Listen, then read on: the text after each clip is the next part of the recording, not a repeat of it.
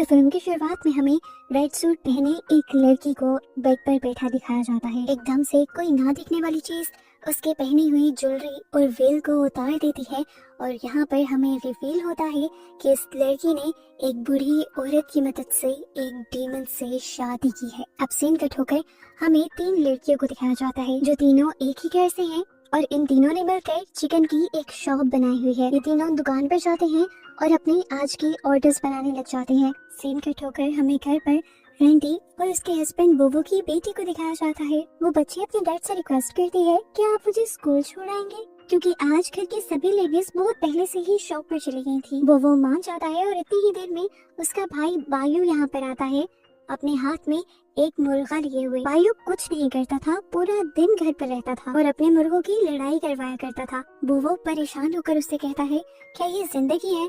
देखो तुम्हारी वाइफ को, वो प्रेग्नेंट होकर काम पर जाती है, तुम्हें क्या उस पर तरस नहीं आता? लेकिन यहाँ पर बायू बेशर्मी से कहता है कि मैं जो कर रहा हूँ वो एक बहुत बड़ी इन्वेस्टमेंट है, एक दिन हम इसी से अमीर होंगे। सभी लोग नाश्ते के टेबल पर इकट्ठा हो जाते हैं, जहाँ पर बोबो की मॉम बहुत ज्यादा गुस्सा हो रही थी रैंटी से, क्योंकि रैंटी की ड्यूटी थी सभी लोगों के लिए नाश्ता बनाने की और वो आज नाश्ता बनाए बगैर ही अपनी शॉप पर चली गई थी। इनकी बहस के दौरान ही वो तीनों घर वापस आ जाती हैं और लेडीज सिटी को तो प्यार करती हैं और उसके बजाय रैंटी को डांटती हैं, जिसने शॉप पर भी बहुत ज्यादा काम किया था। उनको लगता था कि रैंटी जितने भी बाहर के काम कर ले, जितना भी पैसा कमा ले, जो उसकी घर की ड्यूटीज हैं वो उसे ही पूरी करनी है। हालांकि सिटी जो भी रैंटी की ही तरह थी, उन्हें तो वो कुछ भी नहीं कहती थी। रैंटी और सिटी दोनों ही उनके बेटों की वाइफ थी और तीसरी लड़की उनकी बेटी थी। रैंडी को बुरा भी लगता है, लेकिन वो अपने मूड को साइड पर रखकर इन सब के लिए नाश्ता बनाने के लिए चली जाती है और यहाँ पर गीता को कहती है कि तुम मेरी बेटी को स्कूल छोड़ाओ। और लेडी एक और मर्तबा रैंडी के ऊपर गुस्सा हो जाती है कि क्या तुम अपनी बेटी को स्कूल भी नहीं छोड़कर आ सकती? तो यहाँ पर रैंडी उसे जवाब देती है, असल में मुझे बोबो को उसके काम पर भी छोड़ना है और उसके बाद अपने चिकन का ऑर्डर भी डिलीवर करने जाना है। अगर मैं उसे स्कूल छोड़ने चली जाती तो सभी काम लेट हो जाते। इतनी ही देर में अब बोबो भी बाहर आ जाता है। वो कुछ पैसे अपनी मॉम को यानी ओल्ड लेडी को देता है और अपनी कुछ सेविंग्स वो बायू को दे देता है ताकि उसकी प्रेग्नेंट वाइफ को कोई मसला न हो। खैर अब रैंडी और बोबो दोनों अपने काम के लिए निकल जाते हैं। रैंडी उससे कहती है, मुझे बहुत बुरा लगता है जब मॉम मेरे बिजनेस के बारे में इतनी उल्टी सीधी बातें करती है। मैं घर के कामों के अलावा इतना एक्स्ट्रा काम करती हूँ, किस लिए? ताकि हमारी फैमिली अच्छे से चल सके। मेरे और आपके अलावा घर में कोई काम नहीं करता, उसके बावजूद मॉम मुझे थोड़ा सा भी प्यार नहीं करती और ना ही अप्रिशिएट करती है, बल्कि हर वक्त उन्हें ऐसा ही महसूस होता है जैसे मैं सिटी के साथ ज्यादती करती हूँ। रैंटी इस चीज से भी गुस्सा थी कि जब मॉम उसे डांटती थी तो बोबो उन्हें कुछ भी नहीं कहता था। ये भी नहीं कहता था कि मेरी वाइफ अच्छा काम करती है। बोबो यहाँ उससे माफी मांगता है और एक और मर्तबा रिक्वेस्ट करता है कि तुम्हें मेरी फैमिली के साथ ही एडजस्ट करना पड़ेगा। रैंटी कहती है, ये भी मैं कर लूंगी, लेकिन इसके बदले मुझे कुछ मिले तो सही, कम से कम तुम मेरे लिए स्टैंड तो लिया करो। ऐसे ही बातें करते करते ये लोग पोर्ट पर पहुंच जाते हैं, जहाँ पर बोबो काम करता था। बोबो को ड्रॉप करने के बाद रैंटी को अपने काम पर जाना था और चिकन डिलीवर करने के बाद जैसे ही वो घर वापस लौटती है तो देखती है कि उसकी मॉम रो रही थी और सिटी उन्हें हौसला दे रही थी।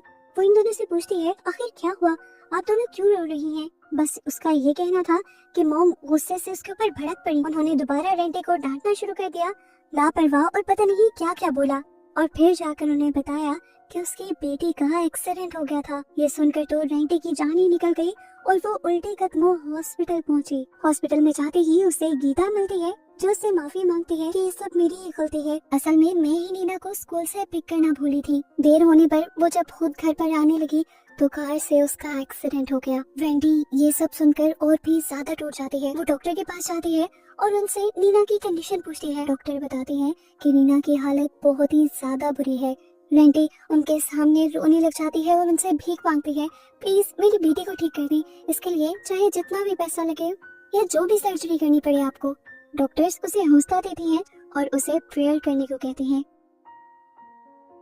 रैंडी अब बेचारी अकेली ही हॉस्पिटल में बैठी हुई थी। वो इतनी ज्यादा परेशान थी कि उसे देखकर एक बूढ़ी औरत उसके पास आई जिसका नाम उटारी था। वो रैंडी को कुछ खाने को देती है और कहती है, मैं जानती हूँ तुम अपनी बेटी की वजह से परेशान हो, इसीलिए तुमने सुबह से कुछ भी नहीं खाया। रैंडी हैरान होती है, उसने तो इस औरत को नहीं बताया था उसकी बेटी के बारे में, लेकिन खैर वो उसे कुछ कहती नहीं। अब उटारी नाम की ये ओल्ड लेडी उसे एक पेपर देकर जाती है और उसे कहती है कि अगर तुम्हारी बेटी का इलाज यहाँ से ना हो सके तो तुम इलाज के दूसरे तरीके भी सोच सकती हो। ये कहकर वो वहाँ से चली गई। रैंडी को बताया जाता है कि उसकी बेटी को बचाने के लिए उसकी एक बहुत बड़ी ब्रेन सर्जरी करने की जरूरत है, जिसके लिए बहुत सारे पैसे चाहिए होंगे। रैंडी के पास जितनी सेविंग्स थी ब्रेन सर्जरी के लिए वो कम थी। वो अपनी गाड़ी भी सेल करने का डिसाइड करती है, लेकिन पैसों का बंदोबस्त अभी भी पूरा नहीं हो रहा था। इसीलिए वो घर जाकर सभी लोगों से घर बेचने की रिक्वेस्ट करती है, तो मॉम और बायू ऐसा करने से मना कर देते हैं। मॉम तो उल्टा रैंडी को ही डांटने लग जाती हैं। वो उसे रिस्पॉन्सिबल ठहरा रही थी उसकी बेटी के एक्सीडेंट के लिए, ये कहते हुए कि तुमने बिजनेस में ध्यान देते देते अपनी बेटी को बिल्कुल ही छोड़ दिया। रैंडी के घर वालों में से कोई भी उसकी बेटी के लिए कुछ करने को तैयार नहीं था। रैंडी अपने हस्बैंड से भी कांटेक्ट नहीं कर पा रही थी, क्योंकि उसकी जॉब बीच समुद्रों में शिप पर थी। यहाँ तक कि बायू रैंडी के ही हस्बैंड की सेविंग्स भी उसे देने से मना कर देता है, ये कहते हुए कि वो उसकी वाइफ के काम आएंगी। जब रैंडी कोई भी रास्ता नहीं निकाल पाती तो उसे हॉस्पिटल वाली वो औरत याद आती है जिसने उसे वो पेपर दिया था। रूम में आकर जल्दी से वो उस पेपर को निकालती है और उस ओल्ड लेडी से कांटेक्ट कर लेती है। ये औरत पैसे देकर रैंडी की मदद नहीं करने वाली थी।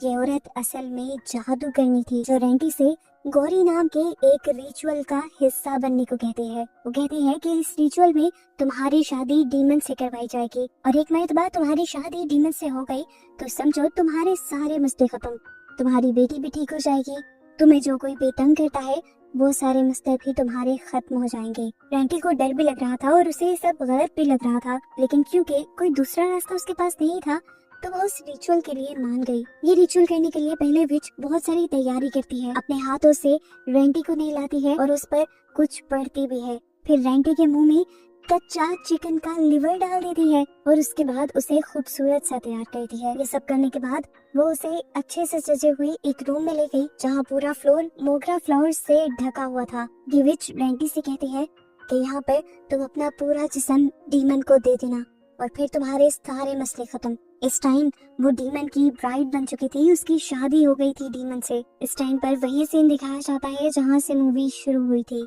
कोई ना दिखने वाली चीज रैंडी के ऊपर से कपड़े और उसकी ज्वेलरी उतारती है और फिर उसके ऊपर हावी हो जाती है। बाहर खड़ी हुई विच ये सब कुछ देख रही थी और बहुत ही ज्यादा खुश हो रही थी। जैसे ही ये सब कुछ खत्म होता है तो विच रैंडी के पास आती है और उसे कुछ चीजें देते हुए कहती है, आज से तुम्हें हर हफ्ते बाद जरूर उस डीमन को चिकन का लिवर देना होगा। आज रैंडी के लिए विच ने काम खुद कर दिया था, लेकिन आज के बाद रैंडी को ये खुद करना होगा। अब हमें अगले दिन घर का सीन दिखाया जाता है, जहाँ पर बायू बहुत ज्यादा परेशान था क्योंकि उसका एक रोस्टर गुम हो चुका था। इतनी देर में बायू को उसकी मॉम बुलाकर कहती है कि मुझे हॉस्पिटल ले जाओ, मुझे नीना से मिलना है। लेकिन बायू इस टाइम मूड में नहीं था और सिटी को तो वैसे ही गुस्सा आया हुआ था क्योंकि रैंडी के ना होने की वजह से घर के सारे काम उसे करने पड़ रहे थे। इनकी इन्हीं बातों के दौरान एकदम से कार आकर उनके घर के आगे रुकती है, जिसमें से नीना निकलकर खुशी से अपनी ग्रैंड माँ के पास आ जाती है, जहाँ ग्रैंड माँ उसे देखकर इतनी ज्यादा खुश थी कि नीना बिल्कुल ठीक हो गई पहले की तरह।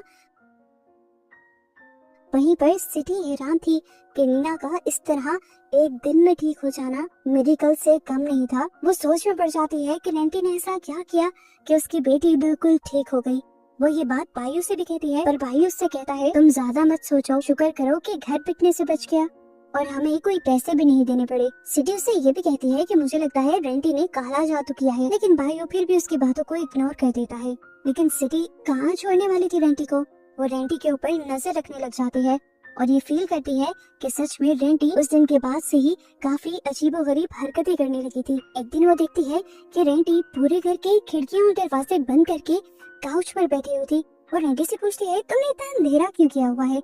इतनी देर में डोर पर बेल होते हैं और जब वो बाहर का दरवाजा खोलने के लिए जाती है तो वहाँ पर कोई और नहीं बल्कि रैंडी और उसकी बेटी ही थे। सिटी डर गई। उसने पीछे मुड़कर देखा तो पहले वाली रैंडी उसे अजीब डरावनी सी स्माइल देते हुए वहाँ से चली गई। सिटी हैरान हुई। इन दोनों को यहाँ पर छोड़कर वो उस दूसरे रैंडी को देखने के लिए उनके पीछे गई, लेकिन अब तो वहाँ पर कोई भी नहीं था। ये सारी बातें उसे डरा गई थी, इसीलिए वो ये सारी बातें गीता से भी डिस्कस करती है कि उसने एक ही टाइम पे घर में 2 रैंडी को देखा है। यहाँ तक कि सिटी तो गीता को ये भी बताती है कि जिस दिन से नीना हॉस्पिटल से वापस आई है उसी रात से रैंडी काफी अजीबोगरीब हरकतें कर रही है। गीता को उसकी किसी भी बात पे यकीन नहीं हो रहा था। उसे लग रहा था कि जैसा सिटी पहले भी रैंडी के बारे में ऊट पटांग की बातें करती रहती है, अभी भी वैसे ही कर रही है। इतनी देर में वो लोग दिखते हैं कि रैंटी नहाने के लिए चली गई है